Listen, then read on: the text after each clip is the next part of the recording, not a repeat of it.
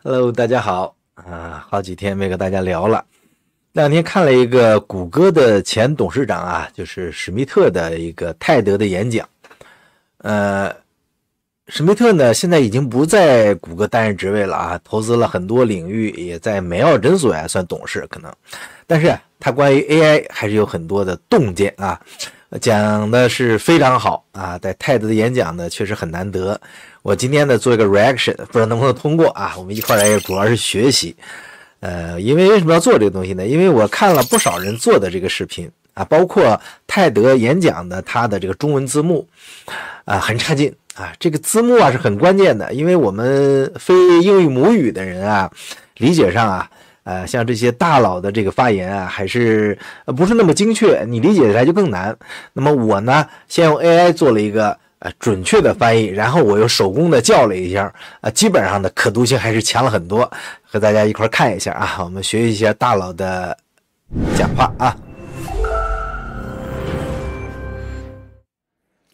Eric Schmidt, thank you for joining us. Thank you.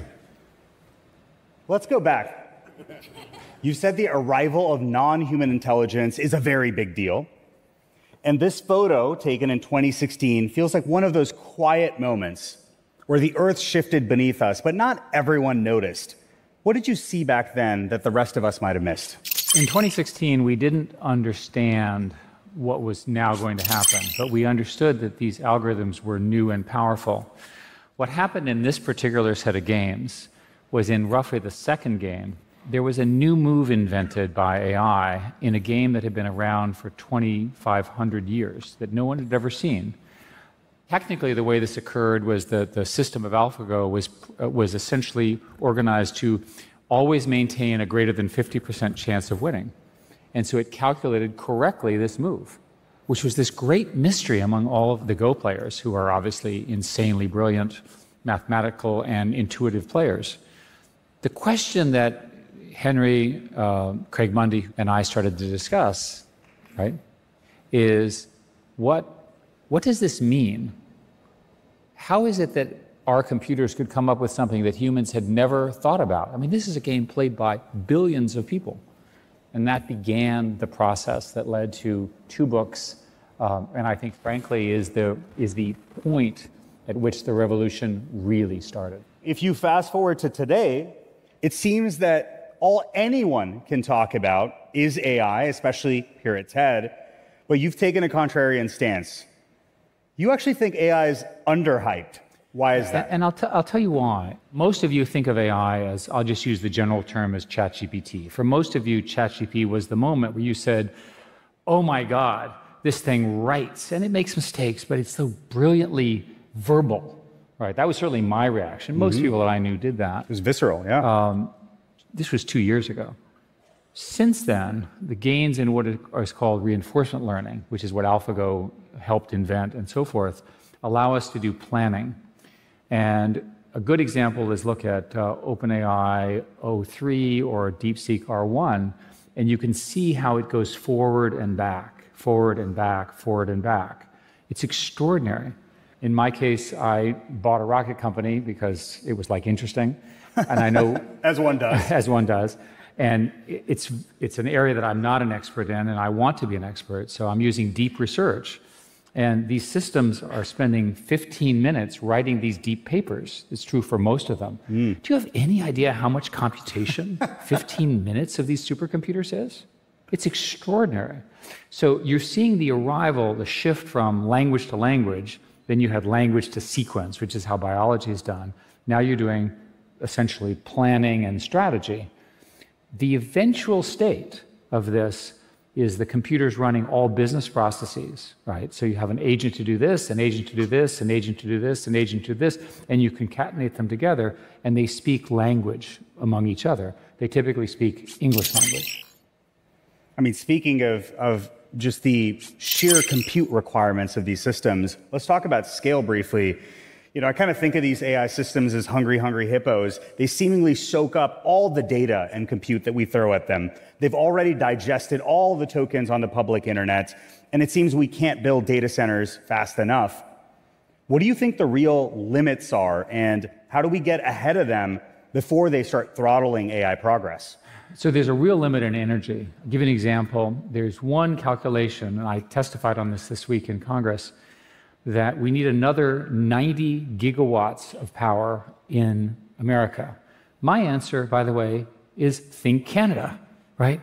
Nice people, full of hydroelectric power. But that's apparently not the political mood right now. Sorry. So 90 gigawatts is 90 nuclear power plants in America. Not happening. We're building zero, right? How are we going to get all that power? This is a major, major national issue.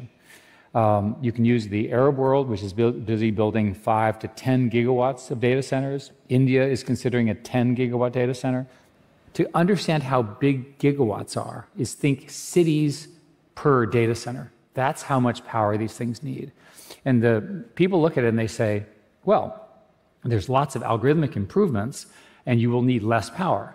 There's an old rule, I'm old enough to remember, right? Grove giveth, Gates taketh away, okay? The hardware just gets faster and faster. The physicists are amazing. Just incredible what they've been able to do. And us software people, we just use it and use it and use it.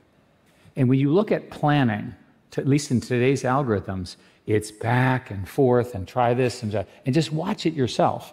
There are estimates, and you know this from Andreessen Horowitz reports, it's been well studied, that there's an increase in at least a factor of 100, maybe a factor of 1,000 in computation required just to do the kind of planning. The technology goes from essentially deep learning to reinforcement learning to something called test time compute, where not only are you doing planning, but you're also learning while you're doing planning. That is the, if you will, the zenith or what have you of computation needs. That's problem number one, electricity and hardware. Problem number two is we ran out of data, so we have to start generating it, but we can easily do that because that's one of the functions. And then the third question that I don't understand is what's the limit of knowledge? I'll give you an example. Let's imagine we are collectively all of the computers in the world, and we're all thinking based on knowledge that exists that was previously invented. How do we invent something completely new? So Einstein. So when you study the way scientific discovery works, biology, math, so forth and so on, what typically happens is a truly brilliant human being looks at one area and says, I see a pattern that's in a completely different area. It has nothing to do with the first one. It's the same pattern. And they take the tools from one and they apply it to another. Today, our systems cannot do that. If we can get through that, I'm working on this. It's a general technical term for this is non-stationarity of objectives. The rules keep changing.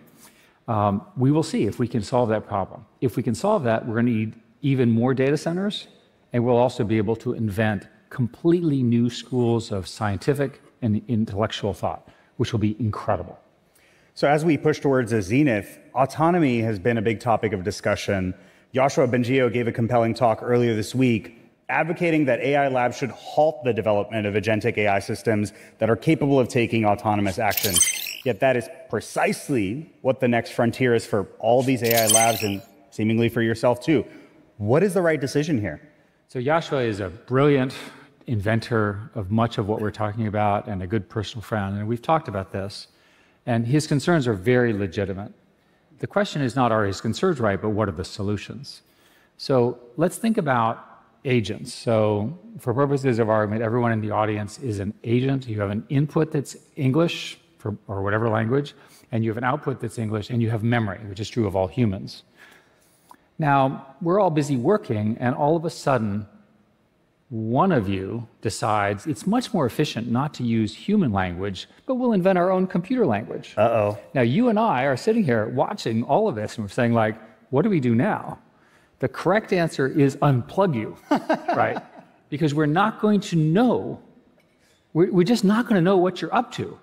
And you might actually be doing something really bad or really amazing. We want to be able to watch. So we need provenance, something you and I have talked about, yeah. But we also need to be able to observe it. To me, that's a core requirement. There's a set of criteria that the industry believes are points where you want to metaphorically unplug it. One is where you get recursive self-improvement, which you can't control. Recursive self-improvement is where the computer is off learning and you don't know what it's learning. That can obviously lead to bad outcomes. Another one would be direct access to weapons. Another one would be that the computer systems decide to exfiltrate themselves, to reproduce themselves without our permission. So there's a set of such things. The problem with Yasha's speech with respect to such a brilliant person is stopping things in a globally competitive market doesn't really work. Instead of stopping agentic work, we need to find a way to establish the guardrails, which I know you agree with because we talked about it. Yeah. I think that brings us nicely to the dilemmas, and let's just say there are a lot of them when it comes to this technology. The first one I'd love to start with, Eric, is the exceedingly dual-use nature of this tech, right? It's applicable to both civilian and military applications. So how do you broadly think about the dilemmas and ethical quandaries that come with this tech and how humans deploy them? In many cases, we already have doctrines about personal responsibility. A simple example, I did a lot of military work and continue to do so. The US military has a rule called 3000.09, generally known as human in the loop, or meaningful human control. You don't want systems that are not under our control. It's like it's a line we can't cross. I think that's correct. I think that the competition between the West, and particularly the United States, and China is going to be defining in this area. And I'll give you some examples. First, the current government has now put in essentially reciprocating 145% tariffs. That has huge implications for the supply chain. We in our industry depend on packaging and components from China that are boring, if you will, but incredibly important. The little packaging and the little glue things and so forth that are part of the computers. If China were to deny access to them, that would be a big deal. We are trying to deny them access to the most advanced chips, which they are super annoyed about. Dr. Kissinger asked Craig and I to do track 2 dialogues with the Chinese, and we're in conversations with them. What's the number one issue they raise? This issue. Indeed, if you look at DeepSeek, which is really impressive, they managed to find algorithms that got around the problems by making them more efficient. Right. Because China is doing everything open source, open weights, we immediately got the benefit of their invention and have adopted it into US things. So we're in a situation now, which I think is quite tenuous, where the US is largely driving, for many, many good reasons, largely closed models, largely under very good control. China is likely to be the leader in open source unless something changes, and open source leads to very rapid proliferation around the world. This proliferation is dangerous at the cyber level and the bio level, but let me give you why it's also dangerous in a more significant way, in a nuclear threat way. Dr. Kissinger, who we all worked with very closely, was one of the architects of mutual assured destruction, deterrence, and so forth. And what's happening now is you've got a situation where, I'll use an example. It's easier if I explain. You're the good guy, and I'm the bad guy, okay? You're 6 months ahead of me, and we're both on the same path for superintelligence, and you're going to get there, right? And I'm sure you're going to get there. You know, you're that close, and I'm 6 months behind. Pretty good, right? Sounds pretty good. No, these are network effect businesses, and in network effect businesses, it is the slope of your improvement that determines everything. So I use OpenAI or Gemini. They have 1,000 programmers. They're in the process of creating 1 million AI software programmers. What does that do? First, you don't have to feed them except electricity. So that's good. And they don't quit and things like that. Second, the slope is like this. Well, as we get closer to superintelligence, the slope goes like this. If you get there first, you dastardly person, you're never going to be able to catch me. I will not be able to catch you. And I've given you the tools to reinvent the world and in particular, destroy me. That's how my brain, Mr. Evil, is going to think. So what am I going to do? The first thing I'm going to do is try to steal all your code. And you've prevented that because you're good. And you were good. So you're still good at Google. Second, then I'm going to infiltrate you with humans. Well, you've got good protections against that. You know, we don't have spies. So what do? I'm going to go in and I'm going to change your model. I'm going to modify it. I'm going to actually screw you up to get me so I'm 1 day ahead of you. And you're so good, I can't do that. What's my next choice? Bomb your data center. Wow. Now, do you think I'm insane? These conversations are occurring around nuclear opponents today in our world.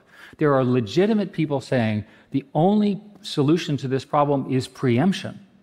Now, I just told you that you, Mr. Good, are about to have the keys to control the entire world, both in terms of economic dominance, innovation, surveillance, whatever it is that you care about. I have to prevent that. We don't have any language in our society. The foreign policy people have not thought about this, and this is coming. When is it coming? Probably 5 years. We have time. We have time for this conversation, and this is really important. Let me push on this a little bit. So if this is true and we can end up in this sort of standoff scenario and sort of the equivalent of mutually assured destruction, you've also said that the US should embrace open source AI, even after China's DeepSeek showed what's possible with a fraction of the compute. But doesn't open sourcing these models just like hand capabilities to adversaries that'll accelerate their own timelines? This is one of the wickedest, or we call them wicked hard problems. Our industry, our science, everything about the world that we have built is based on academic research, open source, so forth. Much of Google's technology was based on open source. Some of Google's technology is open source, some of it is proprietary, perfectly legitimate. What happens when there's an open source model that is really dangerous and it gets into the hands of the Osama bin Ladens of the world? And we know there are more than one, unfortunately. We don't know. The consensus in the industry right now is the open source models are not quite at the point of national or global danger. But you can see a pattern where they might get there. So a lot will now depend upon the key decisions made in the US and China and in the companies in both places. The reason I focus on the US and China is they're the only two countries where people are crazy enough to spend the billions and billions of dollars that are required to build this new vision. Europe, which would love to do it, doesn't have the capital structure to do it. Most of the other countries, not even India, has the capital structure to do it, although they wish to. Arabs don't have the capital structure to do it, although they're working on it. So this fight, this battle, will be the defining battle. I'm worried about this fight. Dr. Kissinger talked about the likely path to war with China was by accident. And he was a student of World War I. And of course, World War I started with a small event, and it escalated over that summer in, I think, 1914. And then it was this horrific conflagration. You can imagine a series of steps along the lines of what I'm talking about that could lead us to a horrific global outcome. That's why we have to be paying attention. I want to talk about one of the recurring tensions here before we move onto the dreams is to sort of moderate these AI systems at scale, right? There's this weird tension in AI safety that the solution to preventing 1984 often sounds a lot like 1984. So proof of personhood is a hot topic. Moderating these systems at scale is a hot topic. How do you view that trade-off, right? That in trying to prevent dystopia, let's say preventing non-state actors from using these models in undesirable ways, we might accidentally end up building the ultimate surveillance state. It's really important that we stick to the values that we have in our society. I am very, very committed to individual freedom. It's very easy for a well-intentioned engineer to build a system which is optimized and restricts your freedom. So it's very important that human freedom be preserved in this. A lot of these are not technical issues, they're really business decisions. It's certainly possible to build a surveillance state, but it's also possible to build one that's freeing. The conundrum that you're describing is because it's now so easy to operate based on misinformation, everyone knows what I'm talking about, that you really do need proof of identity. But proof of identity does not have to include details. So for example, you could have a cryptographic proof that you are a human being, and it could actually be true without anything else, and also not be able to link it to others using various cryptographic techniques. So zero knowledge proofs and other techniques like zero knowledge proofs are the most obvious one. All right, let's change gears, shall we, to dreams. In your book, Genesis, you strike a cautiously optimistic tone, which you obviously co-authored with Henry Kissinger. When you look ahead to the future, what should we all be excited about? Well, I'm of the age where some of my friends are getting really dread diseases. Can we fix that now? Can we just eliminate all of those? Why can't we just take these and right now eradicate all of these diseases? That's a pretty good goal. I'm aware of one nonprofit that's trying to identify in the next 2 years all human druggable targets and release it to the scientists. If you know the druggable targets, then the drug industry can begin to work on things. I have another company I'm associated with which has figured out a way, allegedly, was a startup, to reduce the cost of stage 3 trials by an order of magnitude. As you know, those are the things that ultimately drive the cost structure of drugs. That's an example. I'd like to know where dark energy is, and I'd like to find it. I'm sure that there is an enormous amount of physics in dark energy, dark matter. And think about the revolution in material science. Infinitely more powerful transportation, infinitely more powerful science, and so forth. I'll give you another example. Why do we not have every human being on the planet have their own tutor in their own language to help them learn something new, starting with kindergarten? It's obvious. Why have we not built it? The only possible answer is there must not be a good economic argument. The technology works. Teach them in their language, gamify the learning, bring people to their best natural names. Another example, the vast majority of healthcare in the world is either absent or delivered by the equivalent of nurse practitioners and very, very sort of stressed local village doctors. Why do they not have the doctor assistant that helps them in their language treat whatever with, again, perfect healthcare? I can just go on. There are lots and lots of issues with this world of the digital world. It feels like that we're all in our own ships in the ocean and we're not talking to each other. In our hunger for connectivity and connection, these tools make us lonelier. We've got to fix that, right? But these are fixable problems. They don't require new physics. They don't require new discoveries. We just have to decide. So when I look at this future, I want to be clear that the arrival of this intelligence, both at the AI level, the AGI, which is general intelligence, and then superintelligence, is the most important thing that's going to happen in about 500 years, maybe 1,000 years in human society, and it's happening in our lifetime. So don't screw it up. Let's say we don't. Yeah. Let's say we don't screw it up. Let's say we get into this world of radical abundance. Let's say we end up in this place and we hit that point of recursive self-improvement. AI systems take on the vast majority of economically productive tasks.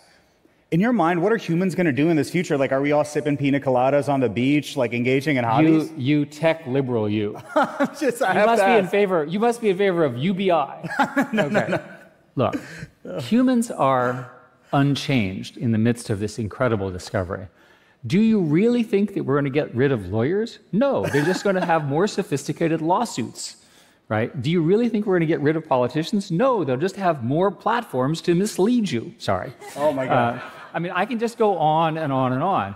The key thing to understand about this new economics is that we collectively as a society are not having enough humans, right? Look at the reproduction rate in Asia is essentially 1.0 for 2 parents. This is not good, right? So for the rest of our lives, the key problem is going to get the people who are productive, that is in their productive period of lives, more productive to support old people like me, right, who will be bitching that we want more stuff from the younger people. That's how it's going to work. These tools will radically increase that productivity. There's a study that says that we will, under the set of assumptions around agentic AI and discovery and the scale that I'm describing, there's a lot of assumptions, that you'll end up with something like 30% increase in productivity per year. Having now talked to a bunch of economists, they have no models for what that kind of increase in productivity looks like. We just have never seen it. It didn't occur in any rise of a democracy or a kingdom in our history. It's unbelievable what's going to happen. Hopefully we will get it in the right direction. It is truly unbelievable. Let's bring this home, Eric. You've navigated decades of technological change. For everyone that's navigating this AI transition, technologists, leaders, citizens that are feeling a mix of excitement and anxiety, what is that single piece of wisdom or advice you'd like to offer for navigating this insane moment that we're living through today. So one thing to remember is that this is a marathon, not a sprint. One year I decided to do a 100-mile bike race, which is a mistake. And the idea was, I learned about spin rate. Every day you get up and you just keep going. You know from our work together at Google that it's when you're growing at the rate that we're growing, you get so much done in a year, you forget how far you went. Humans can't understand that. And we're in this situation where the exponential is moving like this. As this stuff happens quicker, you will forget what was true 2 years ago or 3 years ago. That's the key thing. So my advice to you all is ride the wave, but ride it every day. Don't view it as episodic and something you can end, but understand it and build on it. Each and every one of you has a reason to use this technology. If you're an artist, a teacher, a physician, a business person, a technical person, if you're not using this technology, you're not going to be relevant compared to your peer groups and your competitors and the people who want to be successful. Adopt it and adopt it fast. I have been shocked at how fast these systems, as an aside, my background is enterprise software. And nowadays, there's a model protocol from Anthropic. You can actually connect the model directly into the databases without any of the connectors. I know this sounds nerdy. There's a whole industry there that goes away because you have all this flexibility now. You can just say what you want, and it just produces it. That's an example of a real change in business. There are so many of these things coming every day. Ladies and gentlemen, Eric Schmidt. Thank you very much. Thank you very much. Thank you, guys. Thank you. 好了，看完了啊，讲的确实很深刻啊。我看这个视频啊，主要是好奇呢，看看史密特他讲现在的 AI 它到底是在山脚下呢，还是正在爬坡，还是已经到了山顶上了？那他讲的呢，基本上就是说，肯定是没登顶，估计也是他刚刚到山脚下，差不多这么个水平。所以他认为是革命才刚刚开始啊，从阿尔法狗的这个下期开始，那会儿呢，他正在谷歌的母公司担任董事长，他应该是在2018年卸任的吧。那么他就在他任期内，谷歌推出了革命性的人工智能阿尔法狗，并且呢，下赢了人类水平最高的棋手，并且啊，他在这个视频里边啊，反复强调人工智能。它的这个成长是指数级别的，甚至会变得更陡峭。所以我觉得可能我们现在已经看到的这个发展啊，或者是人类获得成就啊，在未来往下看可能是微不足道的啊，现在算是冰山一角吧啊，未来可能会更快。现在呢，我们可能还是处在起点上啊。另外一个呢，就是没有解决的根本问题，他认为就是知识的极限。你看，他说按物质、按能量，如果解决了，这个物理学就打开新天地了。这哥们儿也是对这个物理学是很感兴趣的，没假抄到。所以呢，如果 AI 啊能够发明完全新颖的东西，像爱因斯坦那样从一个不相关的领域发现模式，应用到另外一个领域，所以他觉得呢 AI 在创造性啊这种跨领域的这种抽象推理方面啊，距离人类智慧的这种极限还有很长的路要走啊，就是指望 AI 创造一个全新的东西啊，那现在还指望不上。那另外他强调一个主要的就是能源，讲到加拿大能源，很有意思啊。看来不光啊这个北美的人是感觉到美加关系确实是不那么愉快，全世界的人也都知道哈，加拿大有丰富的电力，你像在曼省在阿省萨省，这整个加拿大就是电力非常充沛，但是呢这有纠纷了，所以呢说那边人也很温顺，但是呢我们就没法用，也是把董王出个难题给点出来了。所以他这里边啊提到了大量的关于中国，他认为 AI 呢实际上就是中美的一个对决。当然了，他还有很多关于国际政治啊 AI 在人类发展的作用的这些可以说比较深刻的见解。当然了，这个大佬啊思维还是比较活跃的啊，能看出来。整个演讲过程中呢，他这个红袜子给我很深的印象，他的两双红袜子，但点儿是很多的啊。那么这里边我觉得看一遍可能都不能完全的也就是说看连贯了，是吧？因为它这个跳跃性很强的，讲了很多话题。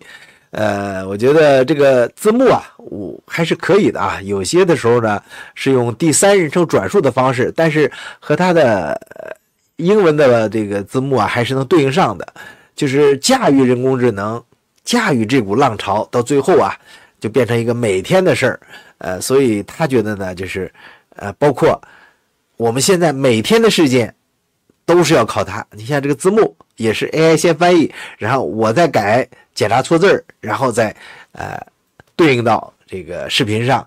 所以不管你是干啥的啊，这个 AI 啊可能最后会像空气、水、电力一样，食物一样渗透到我们生活的各个方面。如果你不采用啊，你就会快速的被这个世界甩掉。这就是我看 TED 的这个演讲啊，基本的这个感受。谢谢大家收看，我们下次再见，拜拜。